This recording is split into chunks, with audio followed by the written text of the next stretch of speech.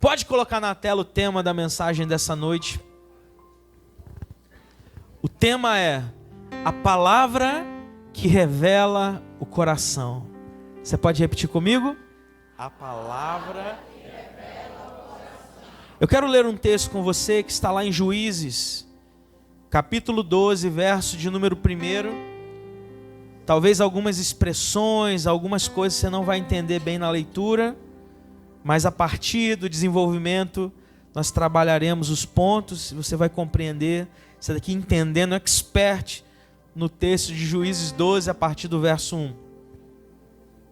Diz assim a palavra do Senhor: os homens de Efraim foram convocados para a batalha.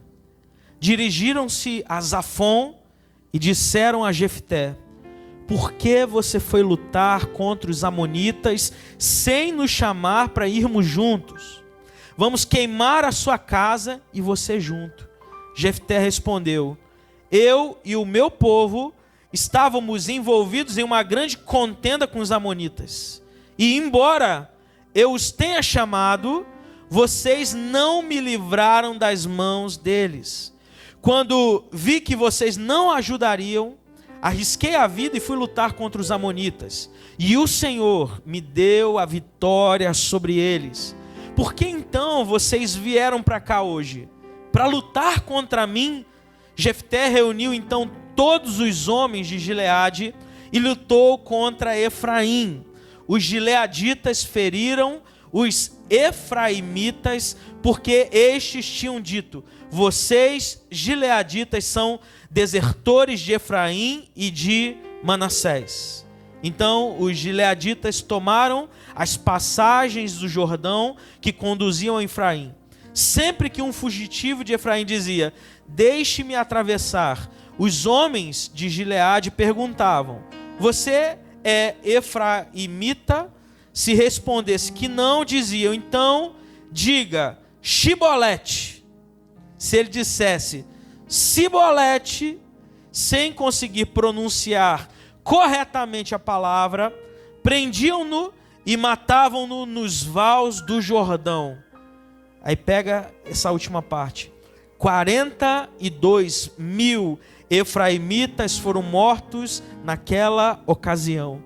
Jefté liderou Israel durante 6 anos.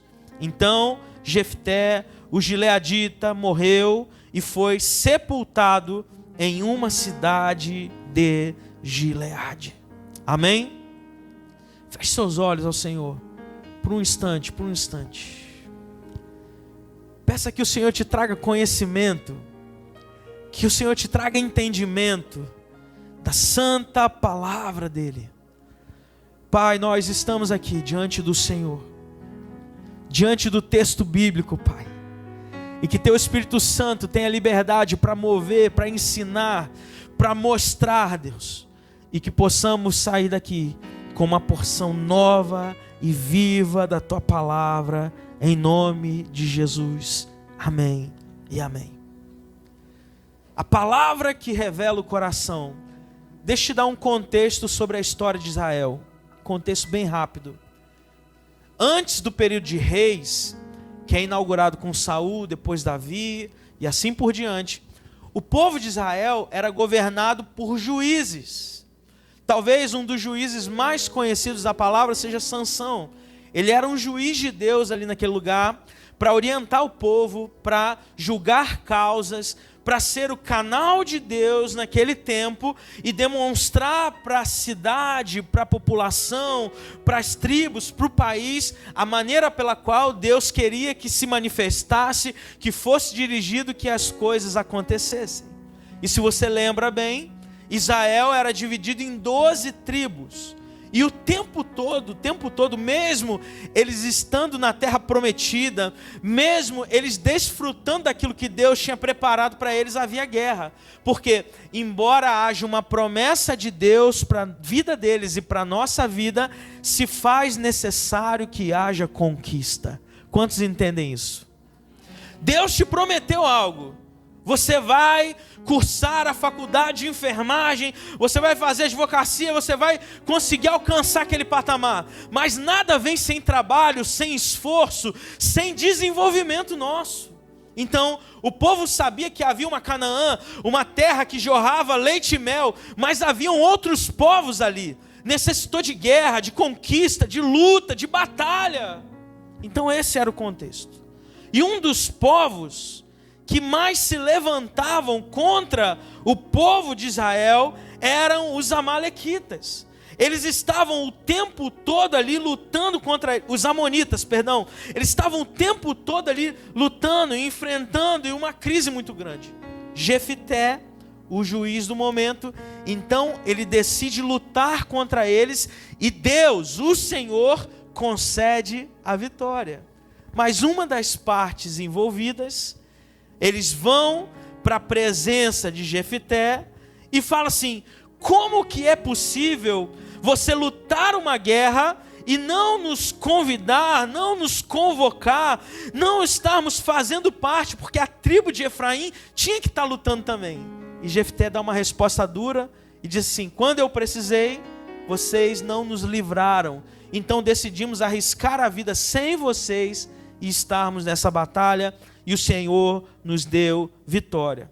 A pergunta então que o texto nos faz é a seguinte: o que acontece quando o povo de Deus se volta contra o povo de Deus?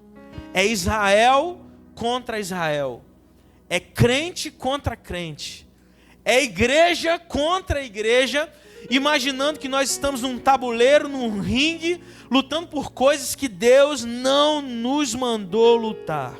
Por isso eu quero compartilhar 3 verdades com você nessa noite, a partir desse texto, que nos ensina na história de Israel e que nos ensina hoje a maneira certa de nos portarmos diante da luta. Primeira delas, número 1, pode colocar na tela: quando a conquista acende a ira do outro, quando a conquista do outro acende a sua ira. Olha o que diz o verso 1: porque fostes pelejar contra os filhos de Amon e não me chamastes.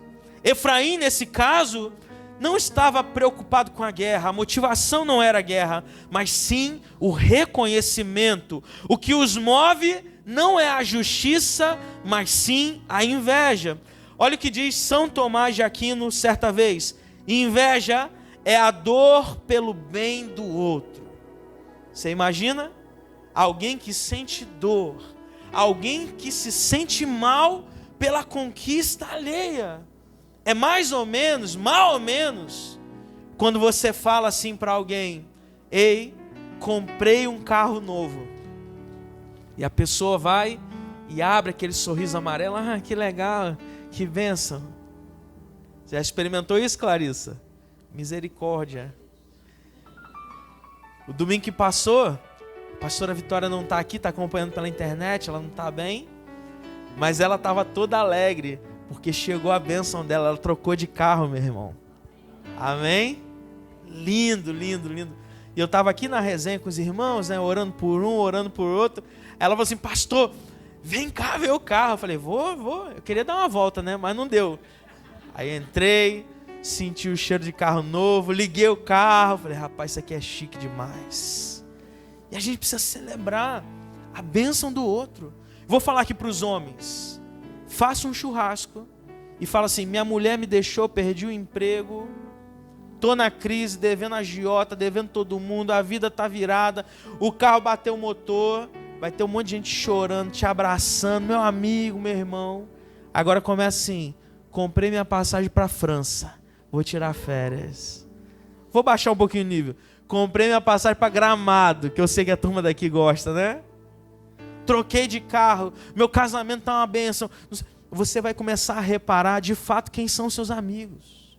Porque o amigo é aquele que celebra a tua vitória. O amigo é aquele que celebra a tua vida. E de uma mesma medida, você é aquele que celebra as vitórias dos outros. Nós temos que aprender, assim como somos abençoados, celebrar a vitória do outro, vibrar, orar, estar junto, ajudando. a conquista do nosso irmão, porque a conquista dele é a tua conquista. Amado, eu estava andando de carona com o Tiago esses dias. Aí eu fiz uma foto assim no grupo da liderança da igreja. Falei assim: só andarei de carona agora, não gasto mais minha gasolina. Não, a bênção, Jefferson. A bênção, aleluia, glória a Deus. Eu quero mais que a igreja toda troque de carro, tire a habilitação, compre carro, meu irmão. E vou dizer mais, vou profetizar mais, que comprem casas de praia, aleluia. E fala assim: segunda-feira é tua folga, né, pastor? Leva, pastor, aqui a chave. Esquece, já deixei a geladeira abastecida. Porque não vai chamar e deixar a geladeira vazia. Amém? Amém, amados? Glória a Deus. Deus vai te dar a condição. Deus vai te dar o recurso. Mas eu não posso me deixar tomar pela rivalidade interna, por sentimentos pessoais que destroem a bênção de Deus. Alguns exemplos: Caim e Abel. Caim mata Abel porque Deus se agradou da oferta do irmão. Jacó e Esaú. Jacó deseja a bênção da primogenitura a qualquer custo, passando por cima do irmão mais velho, passando por cima de princípios. E quando quebramos princípios, os princípios nos quebram. Lúcifer no céu, ele era um querubim, ungido pelo Senhor. Ele quis a glória de Deus. Na terra ele tenta destruir a joia da criação, que sou eu e que é você. Tudo por conta da inveja. Leonard Ravenhill, ele diz: o maior obstáculo ao avivamento não é o diabo, mas a carne, que é o ego disfarçado de zelo. Às vezes o avivamento não chega na nossa vida, às vezes a bênção não chega na nossa vida, porque nós vivemos consumidos pelo inimigo, pelos desejos da carne, pelo nosso ego. A gente fala: não, eu estou cuidando de você, mas não está. Às vezes não é o inimigo externo que nos ameaça, que ameaça o avanço da igreja, mas sim o ciúme que existe dentro dela. Vou falar um negócio aqui espetacular que vocês vão fazer: nunca ouvi isso aí. Você sabia que existem amigos que sentem ciúmes dos outros amigos? O que houve que você está com essa cara? Não, você está andando muito com fulana. Existe isso. Vou falar um negócio mais grave ainda. Você sabia que tem gente que tem ciúme do pastor? O pastor fala mais com fulano do que comigo. Vou te dar uma chave, que é a chave do baú, a chave para resolver. Quer ser amigo do pastor? Ande com ele. O pastor, gente, vou falar em terceira pessoa. O pastor é talvez o ministério, não vou dizer profissão, mas o trabalho mais solitário do mundo. Cara, ninguém quer enfrentar os BOs que o pastor enfrenta. Às vezes as pessoas querem o glamour de estar na plataforma, mas o dia a dia não é bonito, gente. Hoje, 8 horas da manhã, era para ser 7h30, Girlan atrasou. 8 horas a gente estava aqui. Amém, amado? Fui eu que atrasei hoje. Para botar uma bendita webcam. E passamos cabo, daqui a pouco o George chega, aí pintamos a peça, fizemos tudo. Aí na hora não funcionou. E a revolta foi grande, saiu daqui meio-dia, não funcionou. Aleluia, né? A gente está aqui trabalhando. Aí vai um amado, um abençoado Anderson, mete uma serra circular no gesso. Aí quase que eu canto: a fumaça me esconde, as cadeiras, ar-condicionado. Aí eu vou lá no grupo: gente, pelo amor de Deus, força-tarefa aqui para limpar a igreja. Aí aparece um outro irmão, e não parece, mas são nos pequenos momentos, as pequenas provas, que a gente de fato conhece quem está com a gente e quem não está. Quer conhecer alguém? Coma 1 quilo de sal com ela. Fala assim: pastor, toma 1 quilo de sal, a pressão vai lá em cima. Sabe por quê? Existe esse ditado: porque você vai demorar tempo, vai demandar tempo. ande junto com pessoas, seja autêntico, seja de verdade, seja a manifestação de Deus, porque às vezes é numa coisa simples, é numa visita, é num GV, é no hospital, é no enterro, mas você está junto, você está criando liga, e você não está deixando que sentimentos externos tomem o seu coração. Já viu a história da mãe que tem 2 filhos? Um que é 100%, e o outro que é o problemático. Você era quem? Aí alguém fala, eu sou o filho único. 2 extremos. E às vezes a gente olha assim, rapaz, essa mãe está dando mais atenção ao filho problema do que ao filho que faz tudo certo. Mas não é por mal. É porque ela quer recuperar ele. E às vezes eu ando mais com o Girlan por quê? Quem estava aqui no encontro de casais ontem sabe. Eu vou pedir para ele contar esse testemunho qualquer dia. Você só vai quem estava aqui. Amém? Então a gente caminha mais. A gente está mais junto. Mas a oração, o amor, gente, é igual para todo mundo. Não podemos deixar que a conquista do outro acenda a ira no nosso coração. Temos que nos manter firmes. Firmados no Senhor, na palavra, nas promessas que Ele tem para nós, crendo que o Senhor está à frente de tudo. Número 2, esse ponto é incrível. Quando a sua linguagem, então, denuncia quem você é. Olha o que diz o texto: dizei, pois, Shibolete, e diziam Sibolete, porque não podiam pronunciá-lo bem. O contexto é o seguinte: eles brigaram com Jefté, ok? Porque não participaram da guerra. E Jefté se irou no coração. Ele falou, então vai morrer todo mundo. Se é isso, é uma guerra interna. Não vai sobrar ninguém. Eles fugiram pelas margens do Jordão para voltar para sua terra. Era basicamente isso. Então Jefté posicionou soldados. E os soldados tinham uma ordem: descobrir quem era de Efraim, estava contra ele, e eles perguntavam. Então, se você está numa guerra, se você sabe que você é de um determinado povo, você vai morrer, qual é a sua resposta? Você é efraimita? Você é de Efraim? O pessoal, não. Aí o soldado tinha um comando. Qual é o comando? Então fala a palavra Shibolete. Isso se chama sotaque, gente. É igual eu falar Itapetinga. É ruim para mim. Vou falar chiano, Itapetinga. Quando eu vou nos cantos e quero que o povo me cobre mais barato, eu já chego como morador de Açu. Bom dia. Eu já mando bom dia, bem, né? Você fala, você é do interior, né? Aí você, bom dia. E eu continuo a conversa. Porque o sotaque denunciava. Então, se falasse Shibolete, era de um jeito.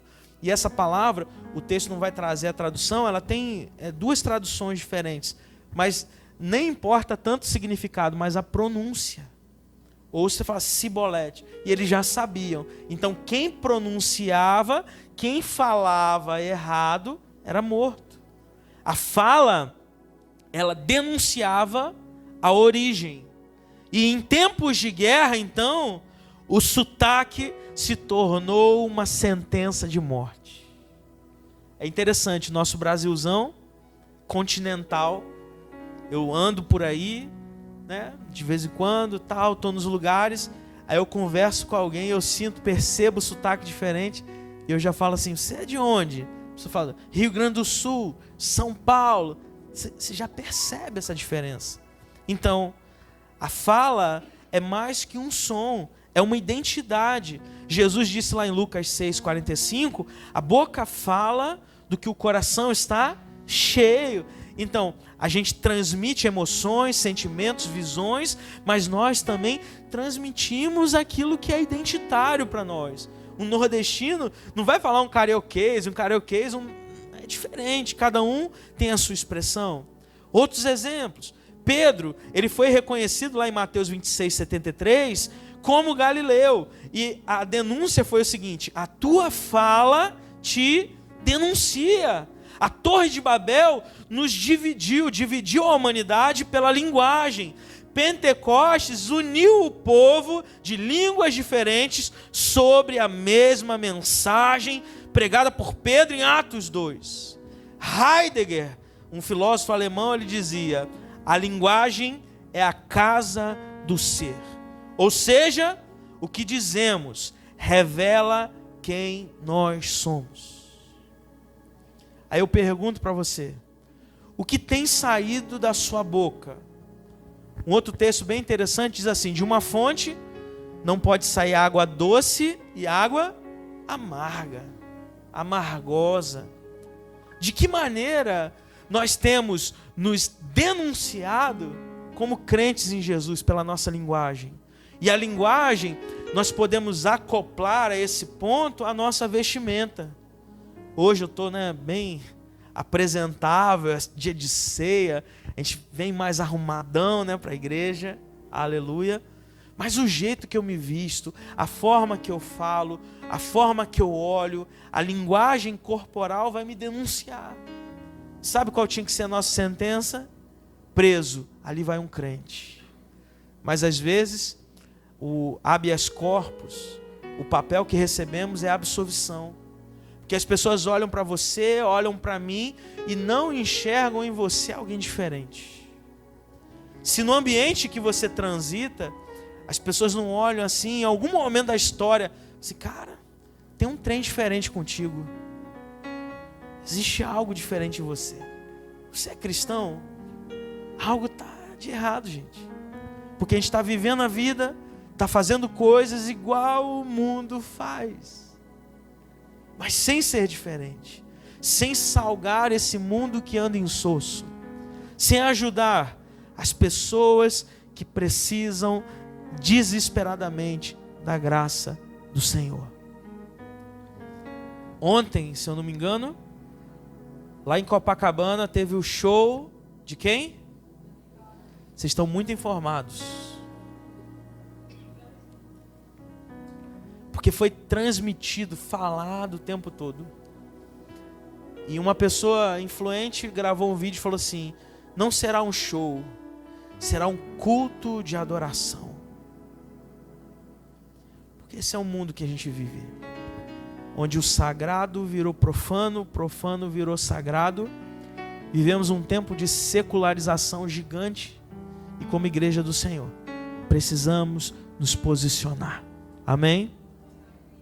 Amém, amados? Não durma. Número 3 e último. A senha para a vitória. Na guerra entre irmãos, o teste era uma palavra. Quem não sabia pronunciá-la morria. Mas e hoje? Qual é a senha que nos salva da destruição? O que nós falamos? O que nós podemos dizer? Existem respostas bíblicas práticas para isso. Romanos 12:18 vai dizer: se possível, quanto depender de vocês, tende paz com todos os homens.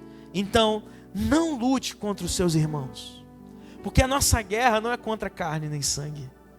Nós temos que estar unidos como igreja de Deus, como corpo do Senhor, como povo do Senhor, para o lugar que Ele tem nos chamado. Número 2, tenha domínio próprio. Provérbios 16:32 vai dizer: melhor é o longânimo, que significa longo ânimo, do que o herói de guerra. Sabe o que é o domínio próprio?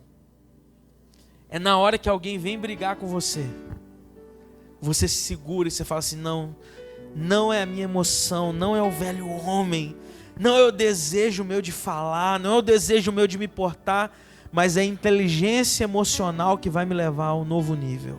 É o Espírito Santo me guiando que vai me dar a resposta para aquela situação. Agora tem gente que parece favelado. Pastor, pisou no meu calo, eu falo mesmo. Não quero saber não. Só que depois, amado, é uma bronca ou não é para resolver os BO? Que você pensa assim: rapaz, eu falei de cabeça quente. Se eu tivesse pensado mais um segundo, eu não tinha falado. Então o que é melhor? você esperar um tempo e pensar melhor o que dizer, ou você falar a primeira bobagem que vem à sua cabeça. Domínio próprio é você controlar as suas emoções. É você não ser louco, desvairado. É você saber o tempo certo de falar e como se portar. Uma vez a gente estava com um pastor de jovens e estava tendo um grande evento na sua igreja para mais ou menos 5.000 pessoas. E o que aconteceu? A água acabou. E a turma tomava banho, lavava prato, usava banheiro. 5.000 jovens sem água. Talvez seja a realidade de muitos aqui hoje, né? Misericórdia. Mas naquele evento era problema. E o pastor de jovens entrou desesperado no gabinete do pastor principal da igreja e falou assim: pastor, a água acabou, eu estou desesperado, e os meninos, e não sei o quê. E deu um piti, uma cena. O pastor olhou para ele, terminou? Ele falou: terminei. Então, saia da minha sala e volte como um homem, não como um menino. Me fale tudo de novo. E aquele pastor saiu, entrou de novo. Bom dia, bom dia. Pastor, é o seguinte, acabou a água da igreja, a gente está no meio do congresso, como o senhor sabe, e eu estou sem saber o que fazer. Ele, um segundo, ligou: amado, peça 5 caminhões-pipa e mande para a igreja, para a gente solucionar o problema. Se não resolver, a gente pede mais e está tudo certo. Ele, tudo bem? Ele, tudo bem. Aí o pastor olhou para ele e disse: nunca mais faça isso que você fez. Às vezes, amados, nos desesperamos diante de um problema que a solução está fácil, só que nós não enxergamos. Às vezes, jogamos gasolina num pequeno incêndio que poderia ser apagado com a água da brandura. Às vezes, não enxergamos o todo e queremos falar no momento que nós estamos bem, mas isso é uma bomba dentro da nossa família que tem corroído estruturas de casais, de filhos, de pais, de amigos. Eu preciso saber que a palavra que eu lanço, ela vai revelar o meu coração. Assuma então seus erros, as responsabilidades. Confessai vossas culpas uns aos outros, Tiago 5,16. Melhore a sua postura. Revesti-vos, pois, como eleitos de Deus, de misericórdia, bondade, humildade. Em todos os sentidos a gente tem que melhorar, gente. Até quem sabe, quem imagina aí a maneira que você se veste. Quando eu conheci a pastora Ana, rapaz, era a misericórdia do Pai. Eu tinha um tênis, Iago, rainha. Chegou isso aqui, esse tênis? Era feio, branco, com azul e amarelo. Eu tinha uma calça jeans que andava sozinho, não precisava de mim para andar. E uma camisa branca, tipo de time que eu usava para tudo quanto é canto. Era rim, era rim. Mas aí eu identifiquei, também eu tive uma ajuda, né? Compra uma roupa nova, a personal styler, que eu precisava melhorar a minha postura. Jefferson está aqui. Você pode ficar de pé? Dá uma voltinha então para o povo ver. Não, estou brincando. É psicólogo.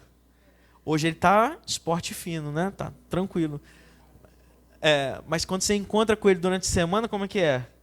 Socialzinho, sapatinho e tal. Muito obrigado pela sua participação. Faz a diferença ou não faz? Vou ver o psicólogo ali. Aí tá o cara com a camisa do ABC, que só perde, misericórdia. Aquela vergonha ontem. Largado.